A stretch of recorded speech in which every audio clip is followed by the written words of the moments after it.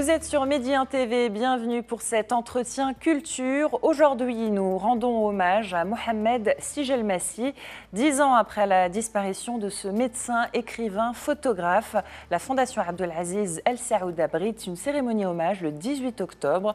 Pour revenir sur le parcours brillant du docteur Sigelmassi, j'accueille Mohamed Srir Jenjar, directeur adjoint de la Fondation Abdelaziz El Saoud. Bonsoir, monsieur. Bonsoir, madame. Alors, cette cérémonie est l'occasion de présenter ce nouveau livre sur l'œuvre de Mohamed Sigelmassi, un livre intitulé Maroc, culture, art et mémoire. C'est aux éditions Oum.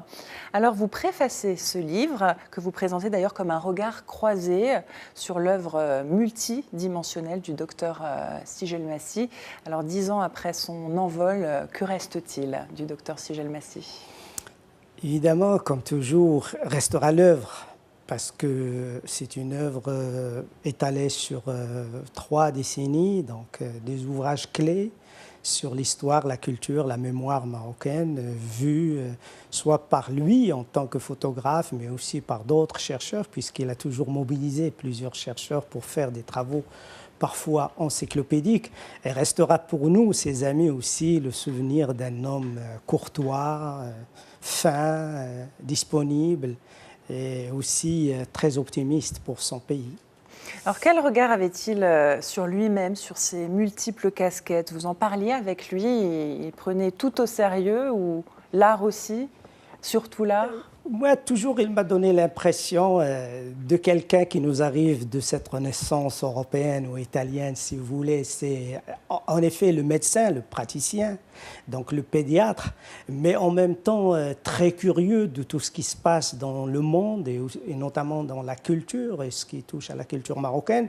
Donc, il a eu comme héritage l'art de la photographie, puisqu'il l'a eu dans sa famille.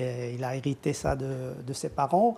Et puis son intérêt pour toutes les expressions artistiques. Mais au-delà de tout ça, pas l'art comme discours, mais l'art comme du concret, l'art comme civilisation matérielle. Ce qui fait qu'il a développé une sorte de pensée en image.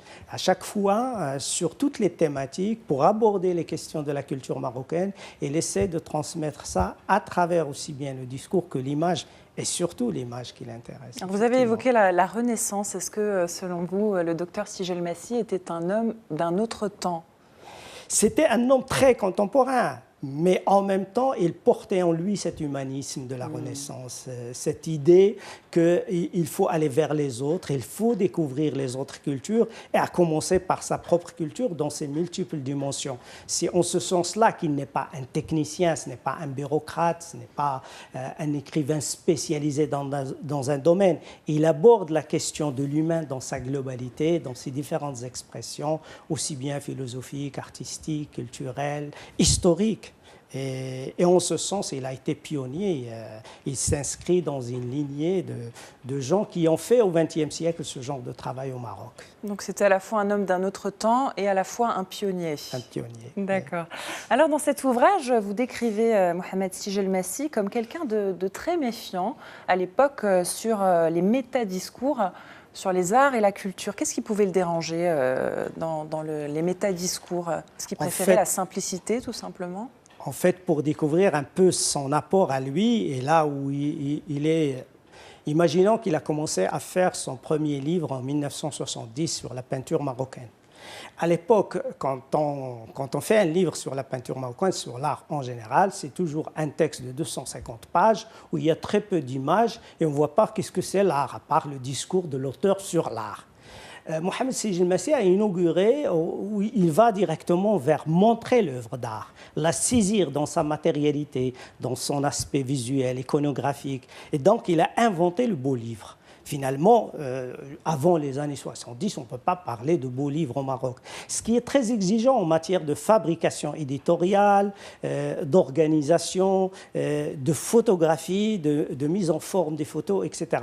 Et en ce sens-là, il voulait montrer l'art dans ce qu'il a de singulier, de concret, et ne pas seulement tenir des discours sur l'art qui ne montrent pas véritablement les œuvres d'art. Et en ce sens-là, je dis qu'il était méfiant des métadiscours de ce qu'on dit sur l'art, surtout qu'il avance en tant que médecin. Il dit, moi, je ne suis pas un critique d'art, je ne suis pas un philosophe, je ne suis pas un écrivain, donc il est méfiant vis-à-vis de ces discours-là. Je vais directement à ce qu'il y a de concret dans l'art et donc connaître les artistes. Il a même interviewé des centaines d'artistes, il a gardé des enregistrements d'interviews avec des centaines d'artistes marocains qu'il a contactés pour aller comprendre un peu la fabrique de l'art, comment il travaillait, comment il faisait. Donc c'était un homme de concret, peut-être ça lui vient de son métier de médecin.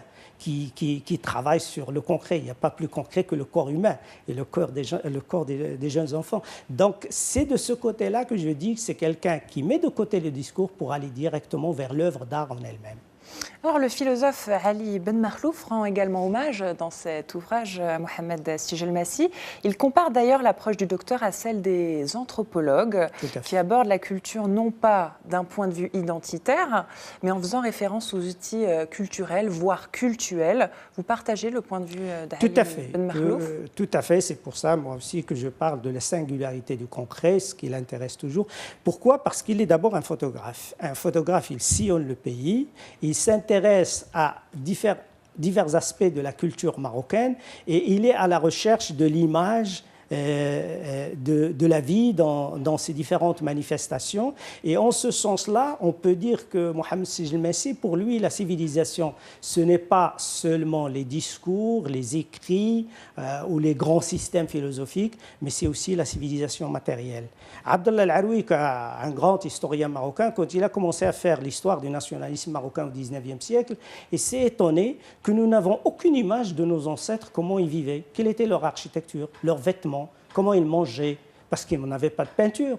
La peinture existait en Occident. Il y avait une sorte d'archive picturale. Il y a des traces. On peut voir le Moyen-Âge, on peut voir la Renaissance, comment les gens vivaient, y compris les cours des rois, etc.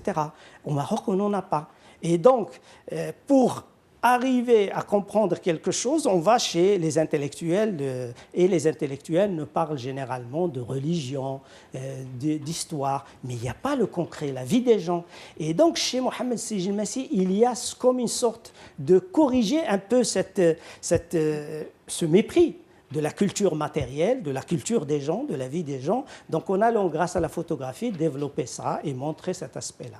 Alors restons sur l'anthropologie. On sait que l'apport du docteur Sijelmassi est particulièrement reconnu au niveau de l'art amazigh parce qu'on nomme les inscriptions tégumentaires, ou autrement dit les tatouages.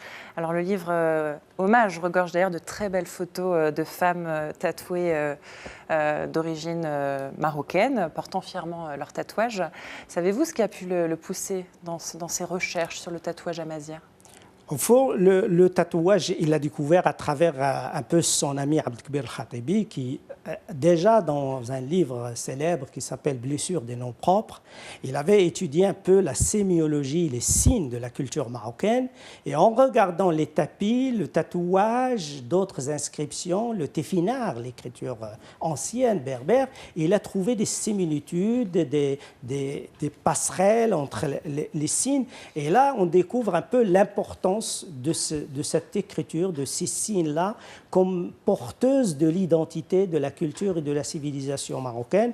Et de là vient son intérêt, parce qu'il s'intéresse aux objets d'art et il retrouve des signes sur les corps, sur les objets, sur les tapis. Et donc, il y a une lecture du corps sémiotique marocain à travers ces signes-là, ce qui effectivement a fait qu'il a fait des photographies dans ce sens-là.